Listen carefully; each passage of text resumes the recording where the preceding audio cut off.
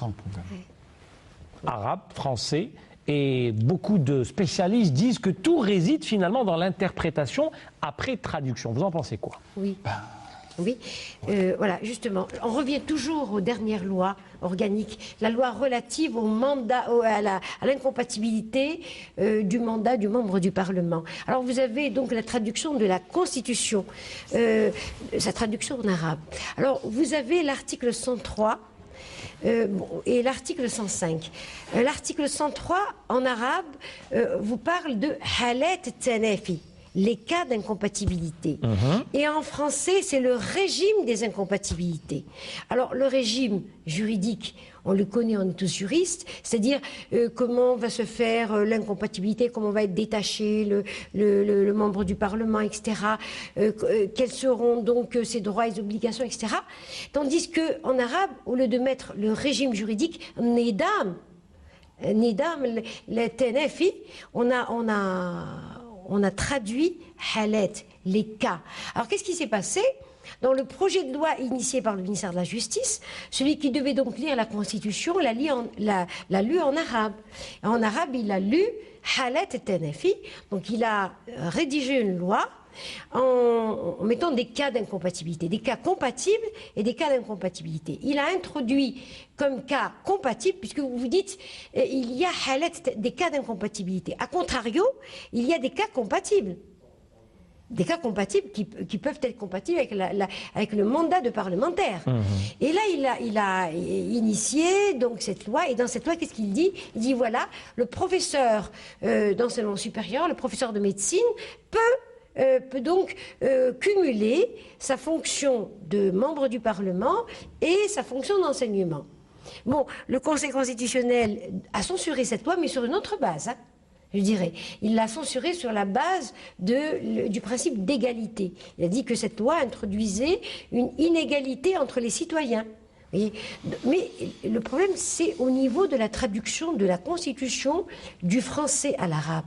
Le texte a été rédigé en français et il a été traduit en arabe. Et c'est souvent le cas, je pense. Oui, mais le texte officiel est le texte en arabe.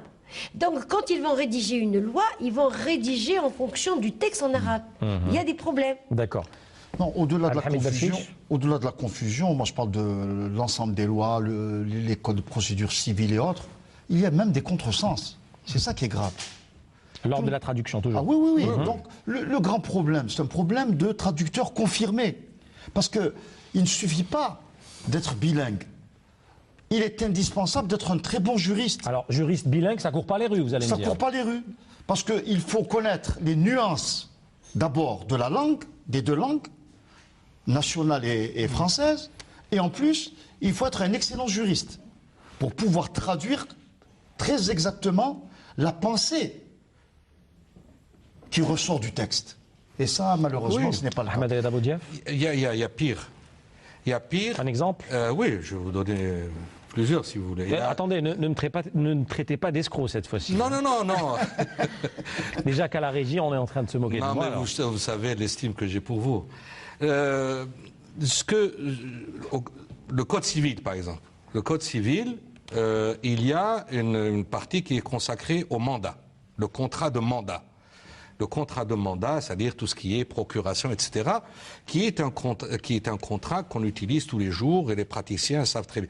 Eh bien, il y a une partie, je ne me rappelle plus le numéro de l'article, le deuxième alinéa qui est fondamental, qui n'existe pas dans la version arabe. Qui n'existe pas dans la version arabe. C'est-à-dire en français, vous avez le texte complet, qui est la définition du mandat et les effets du mandat. Dans le texte en arabe, vous avez la définition, les effets ont disparu. Vous dites qu'il n'existe même pas. Alors, attendez, j'ai pris la précaution de vérifier, c'est-à-dire à la source. J'ai été au journal officiel. Ce n'est pas les codes commerciaux que l'on vend dans les librairies. J'ai pris le JO. J'ai pris le JO. Effectivement, dans la version en arabe, l'alinéa n'existe pas. Bon. Ceci d'une part. Bon, évidemment, c'est clair ce que dit Hamid, c'est une catastrophe. Les traductions, c'est une catastrophe. Mais moi, quitte peut-être être un peu plus tranchant, moi je trouve que c'est vraiment c'est le comble de l'hypocrisie. c'est le comble de l'hypocrisie et ce n'est pas rendre service à l'Algérie d'avoir des attitudes pareilles, obliger un magistrat à faire traduire des documents en arabe. D'abord parce que la traduction n'est jamais correcte, parce que comme disait Hamid, il faut maîtriser les concepts. Quand on traduit, il faut maîtriser les concepts, il faut être précis, parce que ce sont des droits et des obligations. Et ce n'est pas... Aujourd'hui, même, on est obligé de traduire même des factures. Des factures de Sonelgaz, vous allez en procès, vous devez produire une facture Sonelgaz, vous êtes obligé de la traduire. À peine d'irrecevabilité de la pièce. Sinon, on considère que vous n'avez pas de contrat avec la Sonelgaz. Le juge peut le faire. Bien sûr, il peut le faire. Il peut le faire. Bon, moi, je sais que je connais quelques-uns qui sont outrés. Et ils savent la difficulté parce que c'est eux qui exploitent les documents. Ils préfèrent les avoir dans la version originale. Ils préfèrent les avoir parce qu'ils comprennent dans la version originale. Alors je ne parle pas des gros contrats commerciaux, les contrats de partage de production en matière d'hydrocarbures, je ne parle pas des garanties, des garanties de passifs ou dans les transactions de société. Je ne parle.